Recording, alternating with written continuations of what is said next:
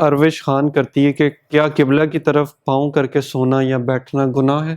حدیث نبوی صلی اللہ علیہ وسلم میں تو یہ فرمایا گیا ہے الدین کلہ ادب، با ادب با نصیب، صحیح۔ بے ادب بے نصیب۔ دین عبارت ہے ادب سے۔ ہمارے اساتذہ تو فرمایا کرتے تھے آلات علم کا بھی ادب ہے، اپنی تپائی کو بھی پیٹھ نہ کرو، اس کی طرف پاؤں نہ کرو۔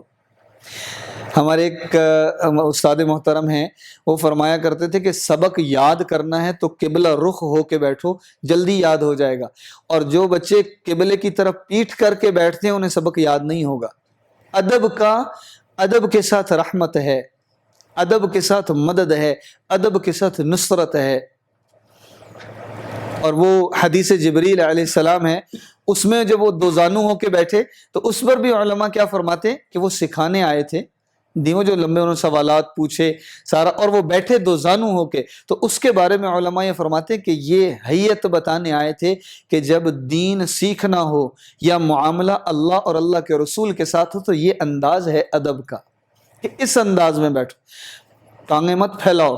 تو قبلے کے ساتھ جس کہ ہماری جو ایمانی اور دینی جو ہماری وابستگی ہے، اور کعبہ کے ساتھ، بیت اللہ کے ساتھ ہماری جو ایک نسبت ہے، تعلق ہے، اس کا حق تو یہی ہے کہ وہ اس طرف، اور وہ حدیث میں آتا ہے کہ تھوکنا بھی ناجائز ہے، گناہ ہے، بے ادبی بھی کہا، اس میں حدیث میں آیا کہ قبلہ رخ تھوکنا جائز نہیں، قبلہ رخ پیشاب کرنا، اور قبلہ رخ کھڑے ہو کر کوئی بھی ایسا کام جو شرعاً جسے ناپسندیدہ معاشرتی طور پہ سمجھا جاتا ہے، اسے قبلہ رخ کرنا وہ ٹھیک نہیں سمجھا جاتا، تو پاؤں کرنا یہ بھی بے ادبی میں ضرور آتا ہے۔ باقی اگر کوئی یہ کہے کہ جی حرام حلال کا بتائیں تو اس زمرے میں ہم نہیں آ رہے، لیکن یہ ہے کہ ادب یہی ہے کہ قبلہ کی رخ احتیاط کی جائے، پاؤں نہ کی۔